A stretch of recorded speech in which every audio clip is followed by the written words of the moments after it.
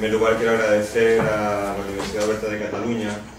y a los profesores del posgrado que me han invitado para poder compartir con ustedes las reflexiones o las impresiones, las percepciones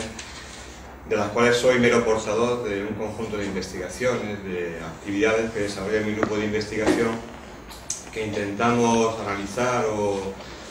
contemplar o explorar, prospectar más bien, pues este mundo tan cambiante y tan complicado que es el de la edición digital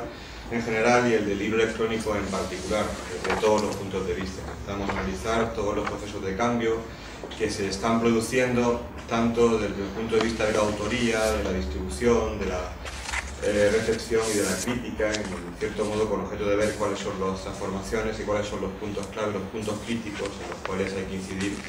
con objeto de fortalecer un proceso que desde nuestro punto de vista es inexorable e irreversible. La ponencia de hoy, o la charla de hoy, quería centrarla un poco en cuáles son esos componentes estructurales que forman parte del mundo digital y cuáles son algunos de esos elementos de cambio, con objeto de que podamos discutirlos y podamos dialogar sobre ellos, porque realmente desarrollar teorías sobre lo que está ocurriendo es muy complicado, teniendo en cuenta el poco recorrido que tiene el desarrollo digital. En cierto modo, la historia del libro electrónico, aunque hay quien la sitúa en sus orígenes en el año 1971, con los primeros ensayos que hace Michael Hart con el desarrollo del proyecto Gutenberg, realmente tienen 5 años de antigüedad con la aparición de la tinta electrónica, los tablets, etc. Entonces,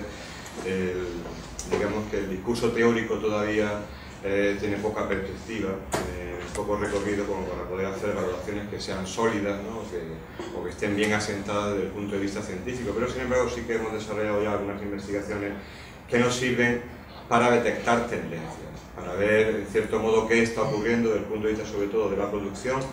y desde el punto de vista de la recepción, que son los dos polos en los cuales se articula este desarrollo digital. Perdón, que me he puesto... Si no se me oye bien en algún momento o no se me entiende, yo repito gustosamente. Sí, eso.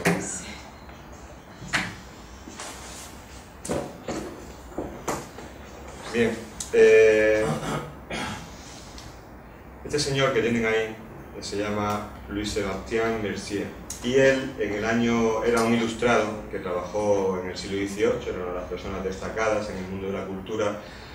en el reinado de Luis XV, y en el año 1770 escribió una obra de carácter distópico cuyo nombre es 2400, cuyo título era 2440. Y en ella relata cómo él se despierta en este año, una vez que han pasado todos los conflictos, todos los problemas de clase, todos los problemas de enfrentamientos entre el antiguo régimen y el régimen liberal o el régimen revolucionario, y se despierta en una sociedad completamente distinta, donde aparentemente no hay ningún tipo de conflicto. Como ilustrado que era y como persona de la cultura, la primera cosa que hace es visitar la Biblioteca Nacional de su país, donde cuenta en el libro que tan buenos ratos había pasado. Y cuando va a la biblioteca se encuentra que no existe el libro, o que sí existe el libro, pero todos los libros de la Biblioteca Nacional estaban agrupados en 4 estanterías. Entonces se extraña, visita al bibliotecario, le pregunta y le dice que, bueno, que había habido una comisión de sabios que había decidido que toda la cultura que se había producido hasta el momento era superflua y que lo conservable, lo realmente importante, se podía resumir en esos 100, 200 volúmenes que se habían agrupado. Le relató cómo se habían destruido, se habían quemado millones de libros de todo tipo que esta comisión de sabios había detectado como superfluos. Bien, es una, digamos, valoración o una crítica que se hace en un momento en el que la imprenta empieza a multiplicar la producción de libros y muchos de ellos reciben la crítica de ser obras prescindibles, obras superfluas, obras que no aportaban nada a la cultura, y donde el autor realmente lo que plantea es la posibilidad de un núcleo duro de la producción artística, cultural, que es un poco lo que representaba el concepto que está asociado a la imprenta. Por eso lo cito, es el concepto de la literatura culta, de la literatura transmisible, de la literatura patrimonializable, la literatura que es susceptible de ser conservada y de ser consultada por generaciones, transmitida a generaciones futuras, en torno a la cual se articula todo un sistema de producción, preservación, como son la ley del efecto legal, etcétera, que parten de esa filosofía y de ese concepto. Un poco más tarde, esto ya ha ocurrido en agosto de este año, 2013, un autor que se llama Morrison, Ewan Morrison,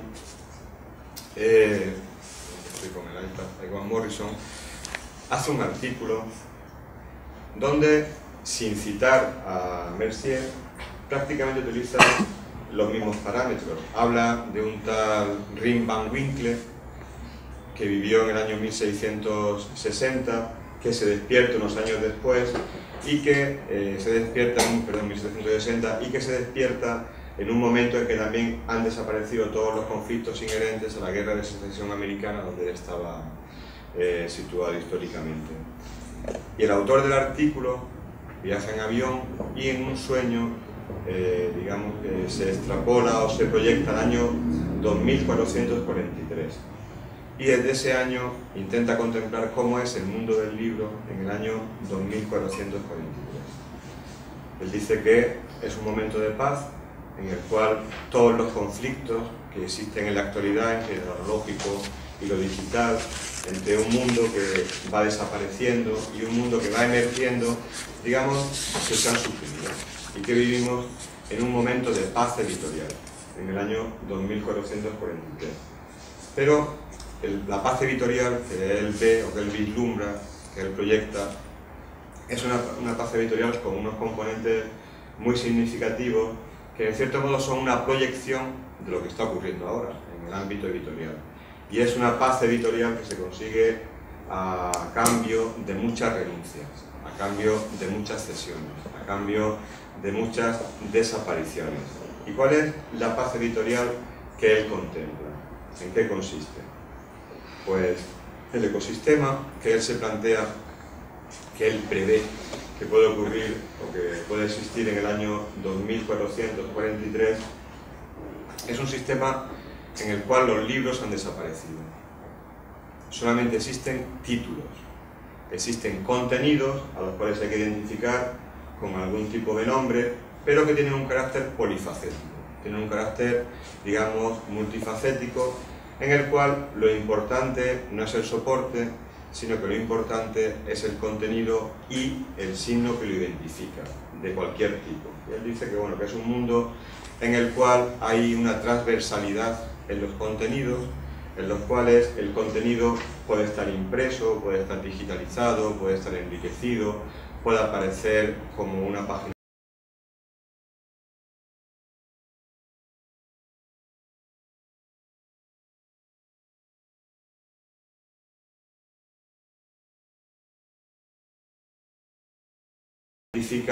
o centralizan los núcleos de interés del lector. Es un mundo en que los autores, dice él, se han convertido en franquicias. Un mundo en el cual también el concepto de autoría ha cambiado, el concepto de autor, como aquel que, digamos, aparece implícito de manera jurídica en un contrato editorial y que firma como el autor, que aparece identificado individualmente, desaparece y el autor se ha convertido en una marca. En una marca que puede ser utilizada, que puede ser vendida, que puede ser alquilada por cualquier tipo de empresa editorial. De tal manera que el autor como persona desaparece y emerge el autor como fenómeno, como una franquicia que se puede utilizar indistintamente por todos aquellos que puedan estar interesados en hacer cualquier producto derivado bajo esa marca editorial, bajo esa marca de autor. Él habla, por ejemplo, de fenómenos que se están produciendo en la actualidad, pero que el proyecto, digamos, que extrapola a dentro de 30 y tantos años, que es el de las precuelas, las secuelas, las intervenciones de fanfiction, haciendo todo tipo de derivaciones, de remezclas, de hibridaciones de obras que en realidad se está produciendo ya y que son precisamente un gran fenómeno editorial y uno de los elementos de éxito en algunas editoriales. Pero digamos que lo que ahora es un fenómeno emergente, él considera que es un fenómeno de carácter consolidado. Habla de que en esta época se produce un desarrollo exacerbado de los sistemas de escritura colaborativa. Él lo centraliza, lo denomina la Wikinovela, bueno, que también existe ahora, aunque él lo utiliza en otro sentido, sobre todo hablando de que cuando se plantea el desarrollo creativo, a partir de este cambio del concepto de autor, hay también un desarrollo de todo tipo de creación colaborativa en la cual cualquiera puede intervenir, cualquiera puede publicar, cualquiera puede manifestar opiniones, percepciones, reflexiones, etcétera, en forma de libro que se agregan a un corpus previo, indistintamente de cuál sea la naturaleza de ese corpus. Es un fenómeno que tampoco es nuevo, que si recuerdan tiene su origen ya en la década de los 90, con intervenciones como la de Luce Trisser, Gumin, etcétera, una serie de colectivos que empiezan a plantear ya ese tipo de escritura colaborativa que han tenido un recorrido, digamos, vanguardista en el ámbito literario, pero que en el desarrollo que plantea Morrison dice que sería como un fenómeno bastante consolidado. Y luego, una cosa interesante y curiosa, porque también nos va a servir para pergeñar un poco cómo es el ecosistema digital que se está fraguando, es la aparición de algoritmos que devienen autores. Es decir, la posibilidad de que la creación permita establecer sistemas combinatorios que mimeticen cualquier tipo de creación editorial bajo la marca de un autor que se decida. Les pone varios ejemplos, ¿no? Que es la posibilidad de escribir 50 obras de Grey, mezclado con el diario de Ana Frank y mezclado con Harry Potter, pero con el estilo de Murakami. Porque Murakami es un autor, sigue siendo un autor de éxito en aquel momento, y entonces, digamos que él establece sistemas de lógica informática que permiten combinar corpus textuales bajo la égida de algún autor y identificando cualquier tipo de estilo. Bien, esto no es extraño y de hecho ya se está haciendo. Luego veremos algún ejemplo de cómo se está haciendo. Pero digamos que lo que él establece es un sistema en el cual es el lector. Es por lo que yo pongo el ejemplo, no tanto por la anécdota, sino porque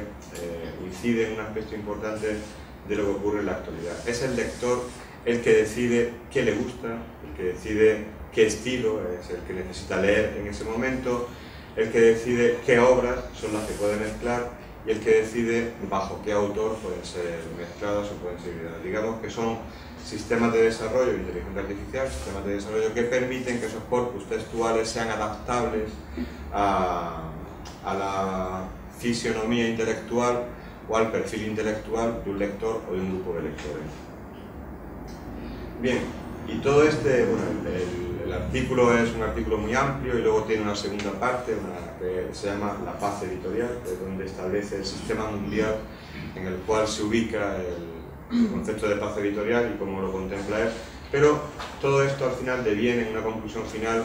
que es lo que él denomina aquí como los años de estancamiento, ¿no? ¿Por qué? Porque realmente es lo que analiza, es decir, lo que intenta con esta parodia, en realidad es una parodia distópica, ¿no? de cómo está evolucionando una parte del ámbito digital. Él lo que intenta representar es cómo se está produciendo una vampirización de la innovación cultural por parte de la innovación tecnológica.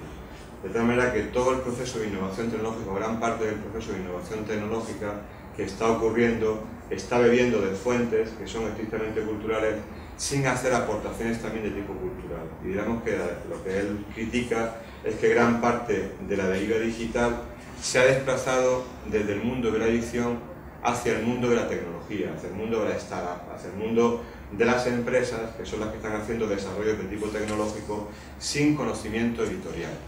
No quiere decir que ocurra en todo momento esto, pero sí que es un fenómeno que se está produciendo en la actualidad. El año pasado fue declarado en Estados Unidos, el año 2012, el año de la startup. Y en Frankfurt, este año, la Feria del Libro de Frankfurt, también le han dedicado un espacio especial. ¿Por qué? Porque el ecosistema que se está desarrollando es un ecosistema en el cual la edición, o la editorial, la empresa editorial, digamos, la edición en el sentido de selección de contenido, validación de los mismos, valoración, transmisión y difusión, parece estar irremisiblemente condenada a colaborar con algún tipo de empresa tecnológica para poder integrarse en un universo que va cambiando o que va evolucionando rápidamente. Entonces, digamos que este artículo paródico sitúa bien el problema, porque en realidad lo que hace es, digamos, una extrapolación paródica de qué podría ocurrir si la deriva digital sigue una de las tendencias que teniendo en la actualidad, ¿no? Que es la de sistemas que en principio no son malos, pero sistemas sin falta de legitimación de ningún tipo, sin ningún tipo de filtración, sin ningún tipo de intermediación, en los cuales, como en la parte del artículo donde él habla, que realmente se publican 10 títulos en todo el mundo, 10 libros en todo el mundo. Todo el resto son obras que él denomina desmonetizadas, que pertenecen al ámbito de la autopublicación. Se ha llegado a un momento en el cual la publicación carece de sentido, excepto para los bestsellers, que son también los componentes fundamentales, y el resto son obras que todo el mundo puede publicar sin ningún tipo de mediación, ¿no? Bueno, pues ese es un poco el escenario que él proyecta y que, bueno, como digo, es un escenario así un poco radical, un poco paródico, pero que en cierto modo sí refleja algunos de los problemas que están ocurriendo en la actualidad. ¿En qué contexto se desarrolla esto? Bueno, son cuestiones que todos conocemos, que el contexto es un contexto en el cual la producción editorial pertenece a un sistema que está transformándose continuamente, con una transformación que además es particular y que me gusta resaltarla porque es la primera vez, y esto es significativo, en toda la historia de la comunicación, en que se está produciendo, digamos, una coincidencia de transformaciones en el sistema de producción, el sistema de reproducción y el sistema de transmisión y de recepción. Se está produciendo todo simultáneamente. Antes nunca había ocurrido antes en la historia de la producción o de la comunicación, porque la imprenta fue una revolución, pero que afectó a la técnica de reproducción, pero realmente la estructura del libro impreso, en cierto modo, es mimética del libro manuscrito, en cuanto que sigue conservando un conjunto de pliegos, de hojas, de páginas que se reúnen en un objeto, que es el libro, y que lo único que cambia es una multiplicación de ejemplares a partir de un sistema mecanizado, ¿no? E incluso cuando se produce el cambio del rollo al códex, también se sigue preservando la garantía de la copia manuscrita. El sistema de reproducción sigue siendo el mismo. Incluso las transformaciones de la lectura que ocurren dentro de la imprenta también son transformaciones dentro de un sistema que está unificado, homogeneizado a partir del códex. Pero lo que ocurre ahora, esta transformación o esta transformación simultánea de soportes, técnicas de reproducción y prácticas de lectura, es la primera vez que se da y por lo tanto es una transformación sobre la cual no sabemos. Es decir, mientras que cuando se transforma parcialmente un sistema sí podemos vislumbrar cómo puede evolucionar, cuando se transforma radicalmente todo el sistema y todos los componentes básicos del mismo, es difícil averiguar o es difícil prospectar cuáles van a ser las líneas de evolución, porque todas las prospecciones que se hacen al final acaban fallando. De hecho, todas las previsiones que hacemos a 2 años vista, pues normalmente acaban fallando. Entonces, el contexto es un contexto en el que, a pesar de todo, las obras digitalizadas, las aplicaciones digitales, crecen en todos los sentidos. Aquí hace poco leí un trabajo que aplicaba una ley que es muy conocida en nuestro ámbito, en el ámbito de los estudios de bibliometría, que es la ley de crecimiento exponencial de la ciencia, y se está verificando que la ley de crecimiento exponencial de la ciencia también está afectando a las publicaciones digitales, y cada cierto tiempo se multiplican por sí mismas, y también está verificándose que esto está ocurriendo en el ámbito digital. Aumenta también el número de lectores digitales en todo el mundo. Hace unos días se ha publicado el informe mundial sobre la edición digital internacional, y uno de los parámetros que se pueden verificar en este informe es que aumenta la producción, pero también aumenta la práctica de lectura digital, y de hecho se está produciendo un desplazamiento de la práctica de lectura analógica a la práctica de lectura digital, en cierto modo favorecido porque el modelo educativo también está migrando, y esta universidad es un ejemplo de ello, ¿no? De cómo se está migrando hacia entornos virtuales en los cuales la lectura digital es casi una condición básica para poder desarrollarlos. Entonces, este elemento de carácter dinamizador, que es la educación, sin la cual nunca puede existir una práctica de lectura generalizada, está pivotando en torno a elementos de carácter digital. Luego, los sistemas de accesibilidad, de lectura tanto académica como de ocio, también han mejorado considerablemente, luego veremos algunos ejemplos, de tal manera que también contribuye el hecho de que la usabilidad, la lecturabilidad, la legibilidad, todo el conjunto de elementos que, digamos, favorecen o propician la lectura digital, también están evolucionando en un sentido positivo. En todo este contexto, hay elementos del sistema que empiezan a ocupar un lugar, digamos, más importante que el que tenían previamente, por lo que representa la necesidad formativa en el entorno digital, y uno de estos elementos clave son las bibliotecas, que son, como digo, un elemento fundamental en el nuevo ecosistema. Y luego, el principio de todo es que nos encontramos en un momento en el cual el usuario, el lector, forma parte central también del ecosistema. Entonces, la edición, la empresa editorial, todo el conjunto de elementos que forman parte de esta cadena de valor del libro tienen que responder a esas expectativas que se crean en un entorno distinto, que no es el entorno del libro. Nos encontramos con un lector digital que se ha formado en el uso de gadgets, en el uso de dispositivos, en el uso de técnicas que, aunque no sean inherentes al libro digital, sin embargo sí exigen prestaciones dentro del entorno digital que están ya empleando en otros entornos. De tal manera que esta interoperabilidad, esta migración de un entorno a otro es una exigencia que ya está planteando el lector digital y a la cual hay que responder con un tipo de obra distinta. Es un poco lo que yo luego voy a exponer. Porque la lectura se ha erigido en un derecho fundamental. Y la lectura veremos que es un derecho desde todos los puntos de vista, no solamente desde el punto de vista del lector, sino desde el punto de vista de cualquiera de los que intervienen en el ámbito académico o de ocio. Bien, en teoría,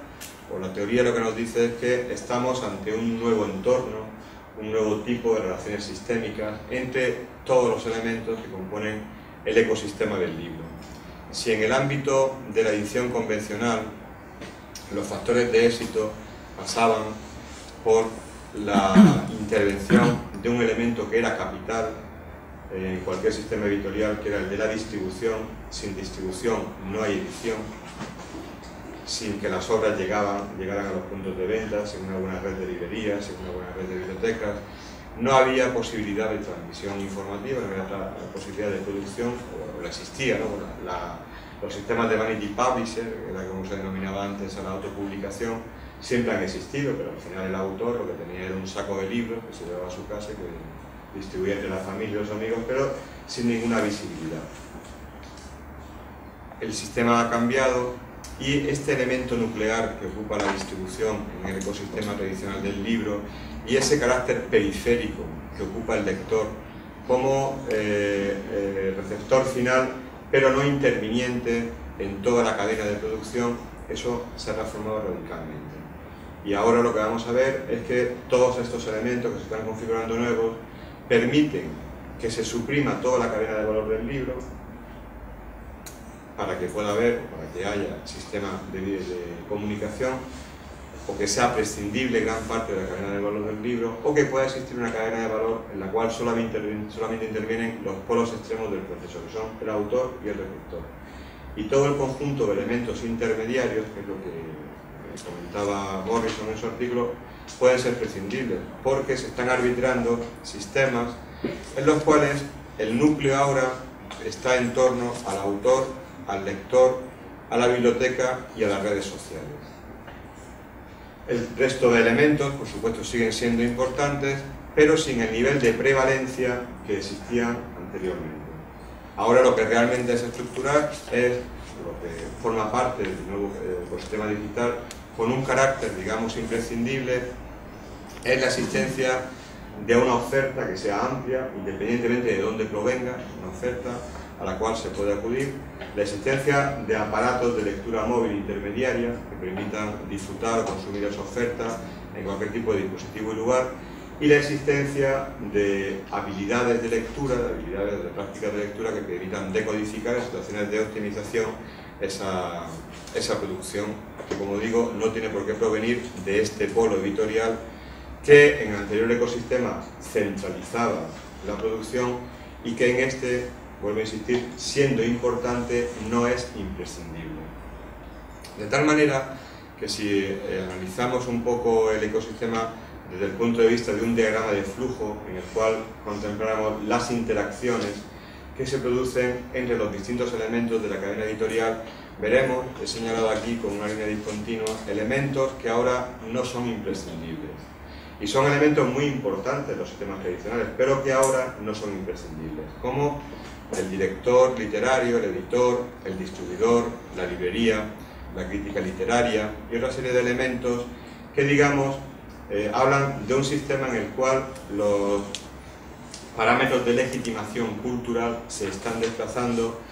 desde una estructura muy estandarizada, digamos rígida y muy estática, que era la que existía anteriormente, a sistemas mucho más líquidos y mucho más flexibles. De tal manera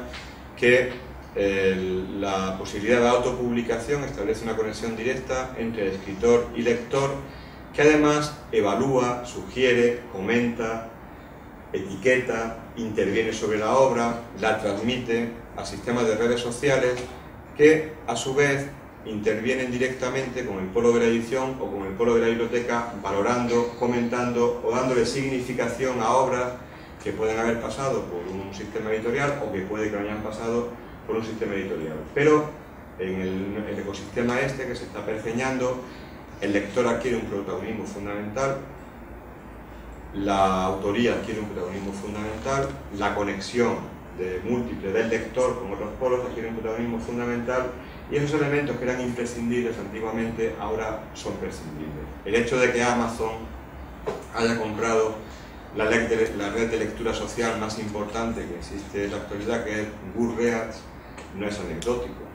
¿Por qué Amazon compra una red de lectura social? Porque ha detectado que los sistemas de recomendación, los sistemas de socialización de las obras, los sistemas de visibilización ya no pasan por la crítica especializada, ya no pasan por los medios especializados, ya no pasan por los sistemas convencionales de recomendación, sino que se han desplazado a los sistemas de lectura social. Y Amazon lo que va a hacer es emplear una red de lectura social que tiene varios millones de lectores, que ha comprobado a lo largo de los años de andadura, que no son muchos, porque siempre estamos hablando de periodos que, digamos, en la cronología digital pueden ser amplios, pero que en la cronología global son muy pequeñitos, son 3 años de antigüedad. Entonces, lo que ha comprobado es que es un sistema que sirve para sancionar o para condenar una obra, que tal y como funcionan las redes de lectura social pueden considerar a un autor o bien lo pueden condenar. Y que además hay millones, porque estamos hablando de millones de lectores, que acuden a las opiniones vertidas, a los comentarios, a los intercambios que se producen en estas redes, para obtener información sobre obras de las cuales,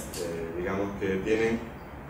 un criterio o una información de carácter muy genérica. Entonces, cuando quieren obtener información especializada, se recurre o bien a estas redes o bien a otros sistemas, de los cuales hablaré brevemente, que también desempeñan esta misma función. Es una función en la cual el protagonismo, digamos, que recae sobre el lector. Y en el entorno académico ocurre algo parecido. En el entorno académico, cuando vemos el diagrama del flujo, es un diagrama en el cual los elementos intervinientes son parecidos, pero hay un cambio fundamental, es que el micromedio científico, que es del que se alimenta el editor para poder valorar una obra, para poder transmitirla, para poder publicarla, los sistemas de revisión estandarizados, etcétera, van siendo sustituidos por sistemas almétricos, por sistemas de medición alternativos, que están normalmente compuestos por redes sociales, como son Mendeley, Situlai, Conotea, etcétera, que están proveyendo a editores, lectores, etcétera, de sistemas de valoración que no son los propios que funcionaban en ese micromedio científico normalizado o canónico. De tal manera que el circuito editorial especializado también se está transformando radicalmente. En primer lugar, porque el lector es un lector social, es un lector que, como digo, evalúa, comenta y demás. En segundo lugar, porque la biblioteca también empieza a desempeñar funciones de recomendación, de prescripción, de edición. Vamos a ver que una de las transformaciones es que la biblioteca también se convierte en editora, puede convertirse en editora. Y que el editor empieza a beber en cuanto a sus informaciones y a sus elementos de valoración de fuentes que no son las habituales, que no son las del micromedio científico, las que han estado funcionando desde el siglo XVI, en que empiezan a funcionar las revistas científicas. Y esta traslación, este desplazamiento, es privativo y exclusivo del ámbito digital, no existe fuera de él.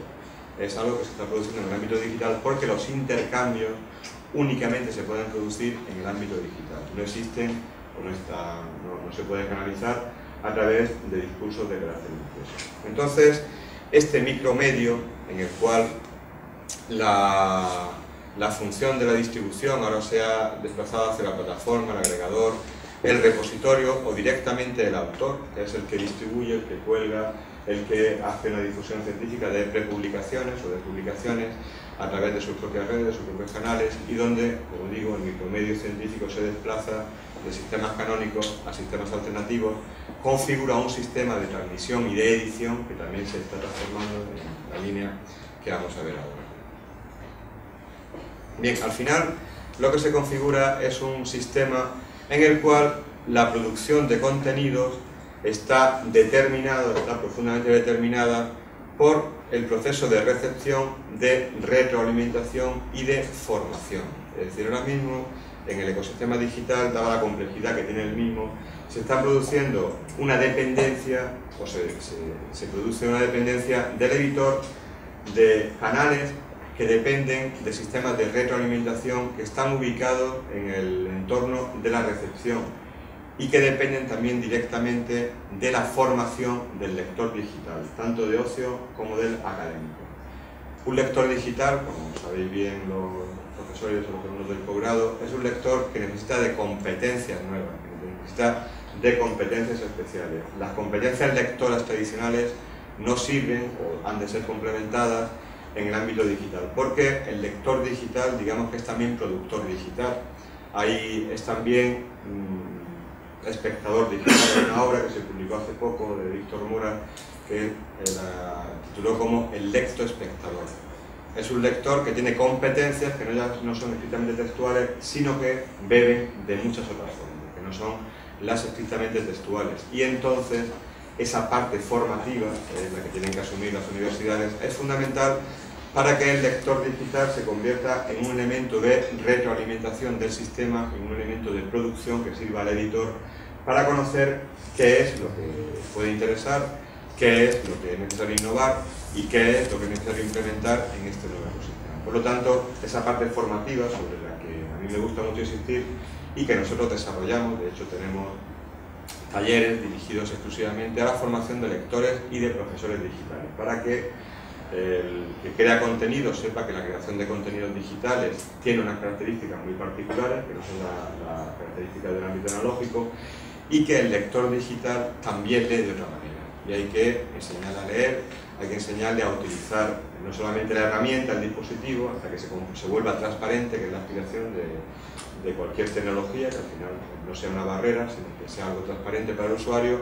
pero también hay que enseñarle a que la herramienta entraña un conjunto de desarrollos de software, de desarrollos programáticos, que facilitan la lectura, que facilitan la comprensión, que facilitan la asimilación y que facilitan la explotación del contenido. De tal manera que la aproximación a la herramienta y al contenido ha de hacerse desde un punto de vista formativo. Todo ello contribuye a un concepto que es el que se ha manejado siempre y que es la finalidad de cualquier contribución científica, académica o de ocio, que es dotarla de la mayor visibilidad posible. Y este concepto de visibilidad ahora es el concepto clave en el ámbito digital. Es el hecho de que una obra no solamente ha de estar en un entorno, sino que además ha de ser reconocible, ha de ser encontrable, ha de ser visible en todas sus características. ¿Cuáles son los parámetros en los cuales se mueven las nuevas competencias digitales? ¿Cuáles son los parámetros en los cuales lo impreso se ha trasladado hacia lo digital y lo digital está invadiendo lo impreso? Hay una serie de aspectos que digamos que eran características del mundo del impreso, pero que ahora se han transformado en el ámbito digital. El concepto de legibilidad, el concepto de lecturabilidad, el concepto de visibilidad y el concepto de usabilidad eran conceptos que manejábamos en el ámbito de la edición tradicional, de la edición analógica. Lo que pasa que en el ámbito de la edición digital adquiere una característica distinta. ¿Cuáles son estas nuevas dimensiones, estas nuevas competencias asociadas a estos conceptos que, como digo, son conceptos tradicionales que formaban parte del mundo de la edición convencional, del mundo de la edición que sigue formando parte del mundo de la edición analógica y que ahora revisten un nuevo significado en el ámbito de la edición digital? Concepto de legibilidad. La legibilidad ahora, la legibilidad que es simplemente la utilización de un conjunto de convenciones tipográficas y espaciales que sirven para, digamos, que la obra tenga una lectura confortable, que sea fácilmente asimilable,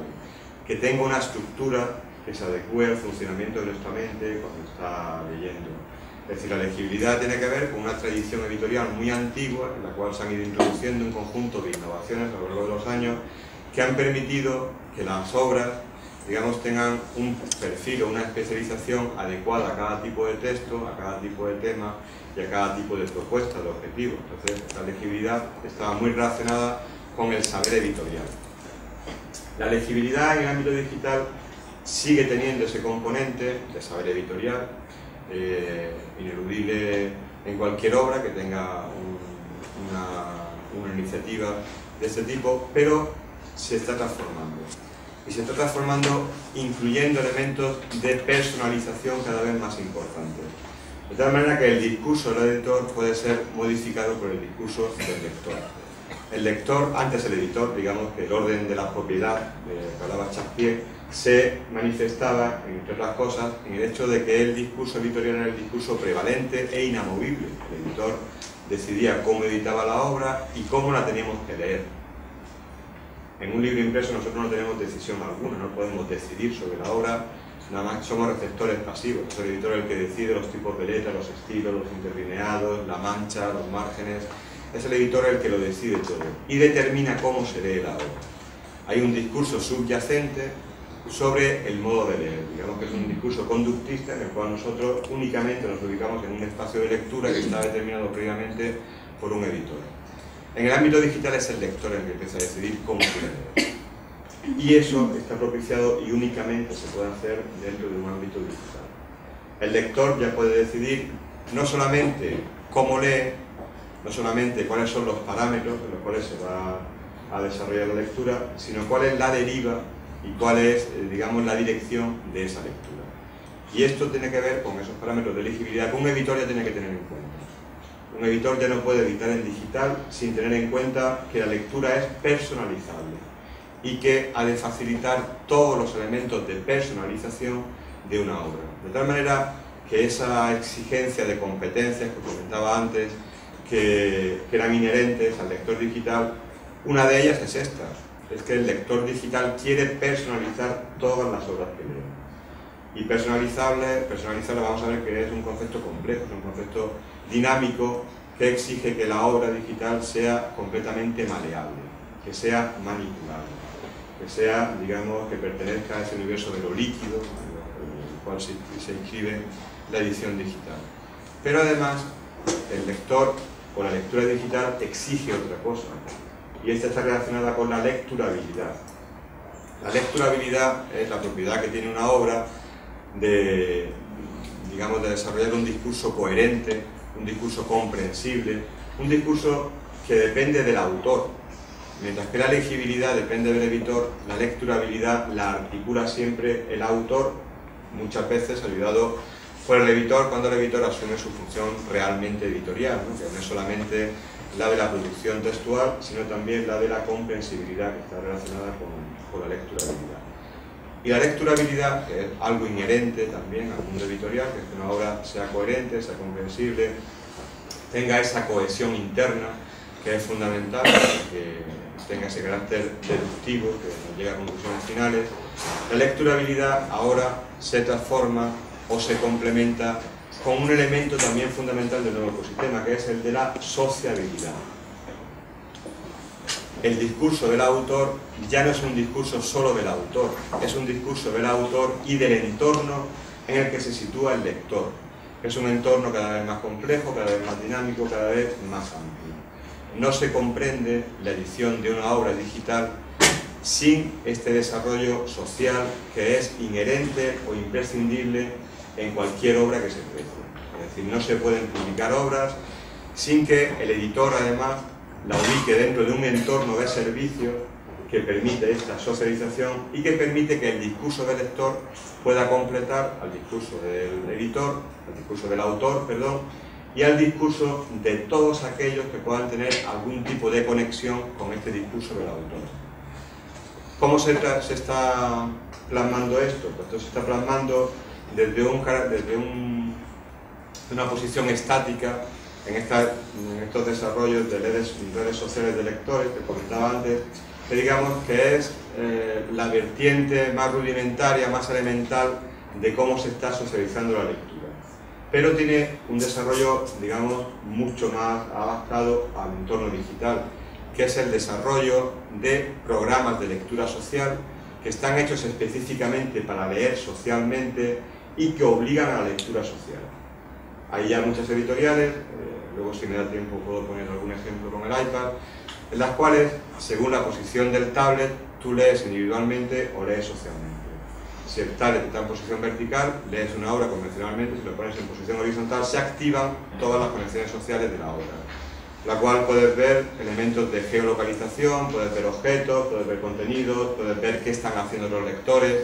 e incluso intervenciones en Facebook, en Twitter, o si la obra forma parte de una red, de un programa de lectura social, cómo se está plasmando la intervención social dentro de la red a través de los comentarios de otros lectores de todo el mundo. Entonces, digamos que esto ya forma parte inherente de sistemas de lecturabilidad en los que el orden de las propiedades no pertenece al editor, pero el orden del discurso no pertenece exclusivamente al autor. El orden del discurso se desplaza hacia el lector y el entorno de lecturas en los cuales se sitúa la obra del autor. Y esto es un componente que también es importante en el nuevo entorno digital. Yo creo que es un componente que ya no se puede eludir por parte de las editoriales. No tiene sentido, nosotros cuando tenemos encuentros con editores y mesas redondas y demás, una de las cuestiones de las que insistimos es que no tiene sentido una editorial que siga actuando con un pensamiento analógico, ¿no? De la publicación de libros, que los lanzas y únicamente tienen ese recorrido, ¿no? De que alguien los lea y en todo caso los comente. El libro tiene que ubicarse en un entorno social y la editorial tiene que desarrollar servicios que faciliten y favorezcan esta socialización, bien utilizando algunos de los muchísimos programas de lectura social que son software libre, que están en el mercado y que permiten hacer todo tipo de desarrollo. Por ejemplo, hace poco vi una editorial que había hecho un desarrollo de un programa de lectura social que nosotros lo hemos empleado por una investigación muy reciente, que es el programa ReadMe, que es un programa que tiene, digamos, que software libre y permite que cualquiera pueda hacer desarrollo del mismo. Entonces la editorial lo que había hecho para sus lectores es que la intervención del lector en ReadMe permite hacer estudios de intervenciones pasivas, es decir, cualquier lector puede ver cuánto tiempo ha dedicado a leer una obra, cuántas son las cosas que ha comentado, quiénes le han contestado y demás, pero luego tiene, que es lo que os quería comentar, un programa asociado que permite hacer un rastreo de toda la historia de lectura de un lector, identificando lo que lee, dónde lo lee, qué comenta, si la obra la ha leído en distintos países, ubica, geolocaliza todos los sitios donde se ha leído la obra y hace una representación gráfica, una línea de tiempo de todas sus lecturas, de tal manera que se puede ver gráficamente, con un sistema muy atractivo visualmente, cuáles son los elementos de socialización de ese lector, con quién interactúa, digamos cuál es su red de lectura a través de las cosas que va haciendo con este programa en la editorial. Bueno, son algunos de los elementos que la editorial suministra a sus lectores para que intervengan socialmente y además puedan intercambiar con otros lectores ese tipo de información con objeto de comparar, digamos, etnografías lectoras, ¿no? Bien, pues a este elemento de personalización, sociabilidad, se le une ahora la visibilidad, una visibilidad que antes la proporcionaban las librerías, fundamentalmente, subsidiariamente las bibliotecas, es decir, es el hecho de que una obra esté o no esté, digamos, al alcance de la vista de un lector potencial o de un comprador potencial, pero la visibilidad se traduce en dos conceptos que son claves, que son encontrabilidad y descubribilidad. Son palabras que son invenciones o palabras, como nosotros las denominamos, que no están en el diccionario, pero no encontramos palabras que sirvan para sustituirlas. Encontrabilidad y descubribilidad, que ahora no se hace con los sistemas tradicionales, sino a través de sistemas de descubrimiento inteligente que permiten no ya utilizar estos procedimientos rudimentarios que se han empleado, que todavía se siguen utilizando en muchas redes, en muchas plataformas de distribución de libros, en muchas editoriales, de cuando un lector va a la editorial a comprar un libro o a la plataforma de venta, otros lectores han comprado esto. Los lectores que han comprado este libro también han visto este otro, ¿no? Sino que se centran sobre todo en contenidos. no son exclusivamente los metadatos que aparecen asociados a la obra los que facilitan esta descubribilidad, sino sobre todo la radiografía de los contenidos. La radiografía del contenido de la obra de una manera exhaustiva que permite identificar todos los elementos claves de la misma a través de sistemas de minería de datos, permite cuantificar en qué medida esos ingredientes, por llamarlo de alguna manera, intervienen en el libro y encontrar obras que sean similares. De tal manera que esa encontrabilidad tiene un fuerte carácter de descubrimiento. Hay empresas que ya hacen esto, que me imagino son sistemas que además se están empezando a comprar por parte de editoriales y plataformas de venta y que al final será el estándar que utilicemos todos para descubrir libros. Hay una que no sé si les suena, porque fue la primera que empezó a trabajar con estos sistemas, que después, como digo, se han extrapolado a otras empresas como Booklamp. Booklamp es una empresa que trabajan con lo que ellos denominan el ADN del libro. Entonces tú te metes en la página web, si alguien quiere hacer la comprobación, es simplemente meterse en la página web, buscar una obra y entonces la obra inmediatamente activa un sistema de minería de datos que lo que hace es buscar todos los parámetros en los cuales se mueve la obra desde muchísimos puntos de vista, algunos absolutamente anecdóticos o inverosímiles, ¿no? Por ejemplo, si en una obra se cocina mucha comida mexicana, si en una obra aparecen personajes muy problemáticos, introvertidos y traumatizados, si aparece arquitectura gótica, si aparecen bosques, bueno, todo tipo de ingredientes, lo denomino así porque es como si estuviéramos haciendo una comida y viéramos qué ingredientes son los característicos de cuál es la receta que emplean en esa comida y en qué cantidad. Bueno, pues lo que utilizan estos sistemas de recomendación es buscar obras con los mismos ingredientes. Es decir, no obras que tienen la misma temática, que es como se había tratado hasta ahora, obras, pues si te gusta la novela negra y dentro de la novela negra algún subgénero de la novela negra, la novela sueca, la novela de autores del norte, la novela en que los protagonistas tienen un carácter existencialista y demás, que era lo que hasta ahora teníamos. Ahora lo que se hace es utilizar sistemas de recomendación que están basados en el análisis contextual del contenido, cuantificando cómo aparece y comparándolo con otras obras. De tal manera que los sistemas de recomendación, digamos, que se hacen mucho más refinados, porque lo que encontramos, si hacéis la prueba con Booklamp lo veréis, son obras que realmente son descubrimientos, porque igual que nosotros, a quien le gusta Proust, pues más o menos sabe qué tipo de autor puede escribir de una manera similar a Proust, ¿no? O tiene digamos, un estilo parecido, o utiliza unos parámetros de escritura más o menos similares, pero lo que hace el sistema es recomendarte o encontrarte decenas de autores que nunca hubieras imaginado que existieran o que escribieran en esa línea, autores contemporáneos, que más o menos no es que imiten, sino que utilizan componentes similares a los que utiliza el autor. Son sistemas que además se van depurando con el tiempo,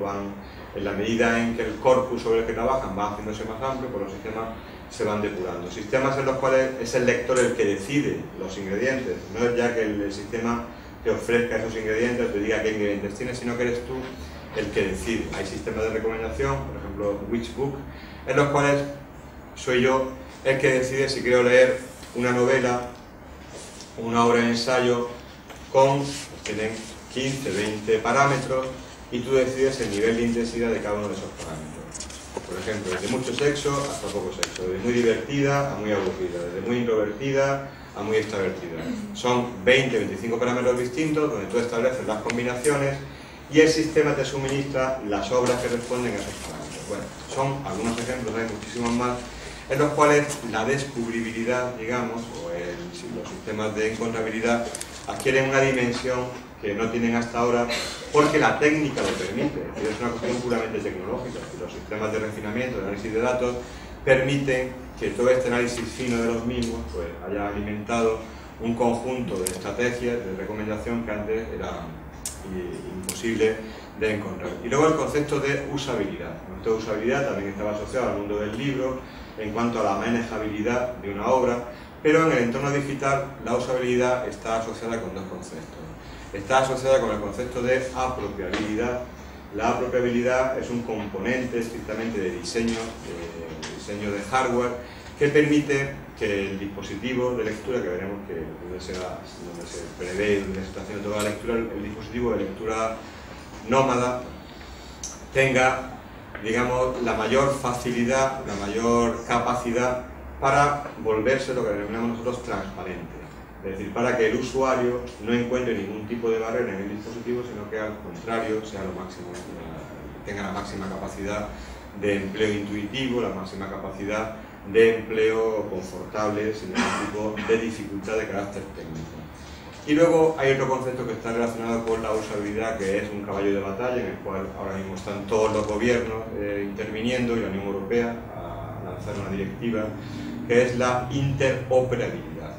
que tiene que ver con la usabilidad porque es la capacidad de cualquier contenido de ser leído indistintamente en cualquier tipo de dispositivo. Es decir, es justamente lo contrario de lo que estamos viendo en Amazon, de lo que estamos viendo en Apple, de lo que estamos viendo en los entornos propietarios. Y es que los contenidos tienen que ser migrables, pero tienen que ser migrables en todos los entornos, no solamente en el de los dispositivos, sino también en el de los sistemas. Yo digo esto porque, por ejemplo, hay un problema que está asociado ahora con las plataformas de venta y distribución, que es el hecho de que las bibliotecas se vinculan con plataformas de distribución de las cuales son cautivas. Y hace poco ha habido un ejemplo, la Universidad de Indiana, por ejemplo, tenía un contrato con Overdrive, que es la principal plataforma de distribución que existe en Estados Unidos, y los responsables de la universidad vieron que esa plataforma no respondía a las expectativas que ellos querían, y tenían que tener libertad para incorporar cualquier contenido en una plataforma que fuera neutra. Y justamente contrataron a una plataforma española para poder hacer eso, que es Odilo.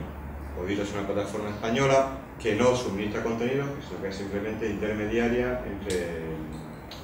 los servicios bibliotecarios y los editores o los agregadores.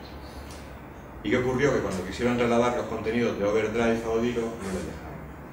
Porque aunque los contenidos los había comprado la biblioteca, sin embargo estaban adscritos a esa plataforma.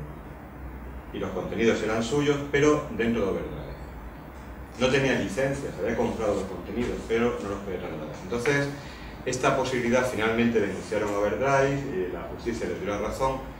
han podido trasladar los contenidos, pero ¿qué ha hecho Overdrive? Pues la única laguna jurídica que tenía, que les ha permitido trasladar los contenidos, la ha cerrado. Para que en el futuro no se pueda hacer eso. De tal manera que ahora quien trabaja con Overdrive ya no podrá migrar contenidos, porque esta salvaguarda jurídica, en la cual se ampararon los de la Universidad de Indiana para poder hacer la migración, ya no existe. Entonces, interoperabilidad a nivel individual, en el uso del contenido en cualquier tipo de dispositivo, pero interoperabilidad también a nivel de sistemas. Esto lo hemos visto. Bien, el contexto es un contexto en el cual los cambios de estructura intervienen y favorecen todo lo que tiene que ver sobre la colaboración y el intercambio, con objeto de facilitar un lector que es multimodal, que es multimedial, que es multisensorial y que tiene que desarrollar nuevas competencias completamente distintas, que implican nuevos hábitos y nuevas formas de atención. Un lector que tiene que ser capaz de desarrollar un conjunto de competencias que como mínimo son estas que aparecen ahí en la pantalla. Ser capaz de ojear, de cotejar, de explorar, sintetizar, expandir, compartir, evaluar, etiquetar, reapropiar, socializar, colaborar, navegar, buscar, que tiene que saber moverse en el entorno digital, porque es la única manera de que pueda aprovechar de una manera óptima estos contenidos que se van suministrando en sistemas que son disruptivos, en sistemas que son nuevos, en sistemas que han perdido el anclaje de la referencia analógica, de la referencia impresa, y que ocasionan muchísimos problemas. Son problemas que todos conocemos y que son los argumentos que se emplean por parte de los detractores del ámbito digital para denunciarlo. Hay muchísimas propuestas alternativas, digamos, en contra de la lectura digital, tachándola aquí. Esto que hay ahí es simplemente una nube de etiquetas hecha a partir de unos cuantos artículos que provienen de ese ámbito, de la detracción, donde se habla de ignorancia asistida por ordenador, de falta de concentración, de sistemas disruptivos, de inestabilidad, de agresión de las nuevas tecnologías. Bueno, pues se habla de todo por parte de, digamos, de profesionales, muchas veces académicos, que desconocen, creo yo, cómo funciona realmente el mundo de lo digital. Es decir, que no lo han explorado en profundidad y que opinan desde la ignorancia, aunque es cierto que algunos de estos fenómenos se pueden dar, pero cuando las competencias que se asumen, que se transmiten, se hacen de manera adecuada, los criterios formativos están bien elegidos y los sistemas de transmisión son los idóneos, no tienen por qué producirse estos problemas. De tal manera que lo que tenemos es una obra, o la necesidad de transformación de una obra, de la edición, en algo completamente distinto. El libro tiene que convertirse, el libro que hace el editor, tiene que convertirse en un territorio documentado. No es una obra con un discurso único, no puede ser una obra con un discurso único. No puede ser una obra en la cual la unidad de medida sea el texto. La unidad de medida ahora ha cambiado completamente. La unidad de medida, digamos que es el criterio a partir de una base de datos relacional, que es la que articula la lectura que establece el lector para moverse sin solución de continuidad en torno a aquellos puntos de interés que considere interesantes. Y la obra tiene que seguir ese hilo conductor. El biblion deja de ser la noción fundamental en torno al libro, y la obra tiene que ser, el editor tiene que trabajar con obras abiertas, con obras enriquecidas, con obras que, como decía Bob Epstein, son un punto de reunión, un lugar de encuentro, una obra abierta que se está transformando permanentemente. De tal manera que si hiciéramos una lectura, y ya acabo, me queda muy poco tiempo, si hiciéramos una lectura de cómo se articula el nuevo sistema, veríamos en verde señalado, digamos, el recorrido digital, ya hablamos de recorrido digital tradicional, y en rojo está una serie de añadidos, que son muchos más, pero que para no complicar la representación no los he puesto. En rojo está todo el conjunto de interacciones que han de poder incorporarse en una obra. De la manera que la obra, digamos, que debe de articularse como un sistema de consulta, como un sistema de lectura, en los cuales hay un encuentro entre tres discursos que son diferentes pero complementarios, que son el discurso del autor, el discurso del editor, cuando el editor interviene, que es también muy importante, y el discurso del lector, también muy importante. De tal manera, esto lo voy a pasar para ver otra cosa que me interesa, que tenemos un conjunto de transformaciones en los cuales en la cadena de valor editorial se ha transformado radicalmente con un conjunto de sistemas en los cuales ya la mediación se hace imprescindible. No es posible contemplar el universo digital sin que existan mediaciones de todo tipo, sin que estas nuevas formas de literacidad que se están articulando respondan a criterios de calidad, respondan a criterios de solvencia y respondan a criterios de legitimación desde el punto de vista tecnológico y desde el punto de vista de la puesta en marcha de los mismos. Es una cuestión que además ha sido favorecida o está siendo favorecida por la intervención de todo tipo de organismos internacionales que insisten en lo mismo, en que es necesario que la lectura digital ocupe un papel central del nuevo ecosistema del libro, pero con una capacitación de todos aquellos entrantes en el nuevo entorno. Todo esto que les he contado lo hemos plasmado en una investigación, de la que ya si en turno de preguntas hay alguien interesado les puedo explicar, en una investigación que culminamos hace un mes, de la cual estamos haciendo el informe final, que es una investigación que desarrollamos dos equipos de investigación de la Universidad de Salamanca, el grupo de investigación Electra y un grupo de investigación sobre comprensión lectora, en colaboración con la Fundación Germán Sánchez Ruiz Pérez, que está desarrollando investigación sobre prácticas de lectura digital en todos los ámbitos. Y la idea era analizar cuáles son los sistemas de apropiación de dispositivos, cuáles son los sistemas de comprensión lectora y cuáles son los sistemas de formación del lector social que se están articulando en la realidad. Entonces desarrollamos una investigación utilizando como muestra una obra de Rosa Montero, que es Lágrimas en la lluvia, por eso el proyecto se llama Nube de lágrimas, en la cual participó Rosa Montero en el desarrollo del proyecto para ayudarnos a hacer la deconstrucción del libro con objeto de que cuando hiciéramos los análisis de comprensión lectora con los entrevistados supiéramos cuáles eran los puntos fuertes que había marcado la autora y también los puntos fuertes que había marcado nuestro equipo de psicólogos para ver cómo se articulaba el sistema. La intención de la experimentación que hicimos era, trabajamos con dos redes de lectura, una red de lectura social, que era Facebook, en la cual intervenía Rosa Montero y los lectores, y una red de lectura especializada, que era un programa que era Readmin, del que les he comentado algo anteriormente, y luego trabajamos con sistemas de apoyo a la lectura, que era un conjunto de sistemas que desarrollamos con el objeto de ver cuál era más familiar para el lector. Hicimos